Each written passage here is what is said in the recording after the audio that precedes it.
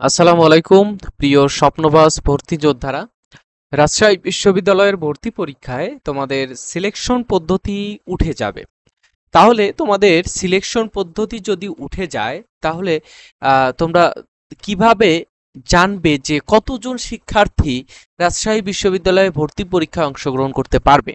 তো এরকম একটা সিস্টেম ছিল যে রাজশাহী বিশ্ববিদ্যালয়ে যে এর আগে নির্দিষ্ট পরিমাণ শিক্ষার্থীকে তারা ভর্তি পরীক্ষায় অংশগ্রহণ করাতো।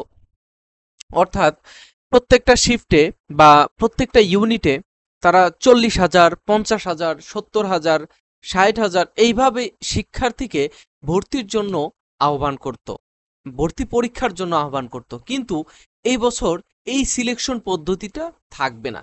তাহলে তাহলে এতগুলো শিক্ষার্থীকে রাজশাহী বিশ্ববিদ্যালয় কিভাবে ভর্তি পরীক্ষায় অংশগ্রহণ করাবে?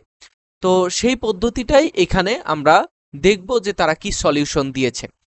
এটা এক ধরনের সমস্যা, সেই সমস্যার সমাধানটা তোমাদেরকে বলছি। যে এই যে গুরুত্বপূর্ণ কিছু বিষয় এখানে দেখো, যে 25-26 শিক্ষাবর্ষে শিক্ষার্থীদের সিলেকশন পদ্ধতি থাকবে না। তাহলে কিভাবে? ফলে প্রাথমিক আবেদনের যোগ্যতা অর্জন, প্রাথমিক আবেদন অর্থাৎ দুইটা আবেদন করতে হয়, প্রাথমিক আবেদন এবং তোমাদের এই চূড়ান্ত আবেদন, দুইটা আবেদন করতে হয়। প্রথমে 100 টাকা বা 70-80 টাকা এরকম টাকা দিয়ে বা 50-55 টাকা দিয়ে অ্যাপ্লাই করতে হয়।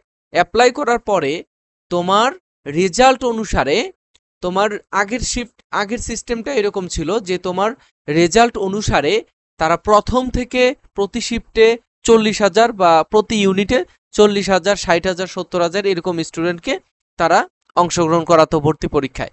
কিন্তু এবার হবে কি, যে তোমাদের এইচএসসির যেই রেজাল্ট হবে সেই রেজাল্ট অনুসারে তোমাদেরকে এই ভর্তি পরীক্ষার জন্য অংশগ্রহণ করানো হবে। বুঝেছো? যে তোমাদের এই রেজাল্ট অনুসারে এইখানে দেখো তারা বলেছে যে এই বছর এইচএসসি পরীক্ষার ফলাফল নির্দিষ্ট জিপিএ নির্ধারণ করা হবে।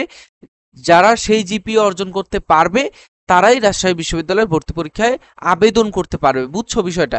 এখানে কিন্তু জিপিএ তোমার এসএসসি এইচএসসি দুইটা মিলে না, শুধু এইচএসসির উপরে নির্ভর করে তোমাদের এই জিপিএর মান নির্ধারণ করা হবে বা তোমার ভর্তির যোগ্যতা, ভর্তি পরীক্ষার যোগ্যতা নির্ণয় করা হবে। বুঝতে পেরেছো? তো সেই জন্য তোমাদের এই ভর্তি পরীক্ষার এই বিষয়টা খুবই গুরুত্বপূর্ণ। যেহেতু একটা সমস্যা, সিলেকশন থাকবে না, তো সিলেকশন যদি না থাকে তোমাদের এই জিপি এর উপরে, এইচএসসির জিপি এর উপরে নির্ধারণ করা হবে তুমি ভর্তি পরীক্ষায় অংশগ্রহণ করতে পারবে কিনা। ঠিক আছে? তো এই বিষয়টি তোমাদের জানানোর ছিল। নেক্সটে তোমাদের আরো ছোট ছোট ভিডিওর মাধ্যমে গুরুত্বপূর্ণ বিষয়গুলো জানানোর চেষ্টা করব ইনশাল্লাহ। তো নেক্সটে দেখা হচ্ছে, সে পর্যন্ত ভালো থাকবে, সুস্থ থাকবে। আল্লাহ হাফেজ, আসসালামু আলাইকুম।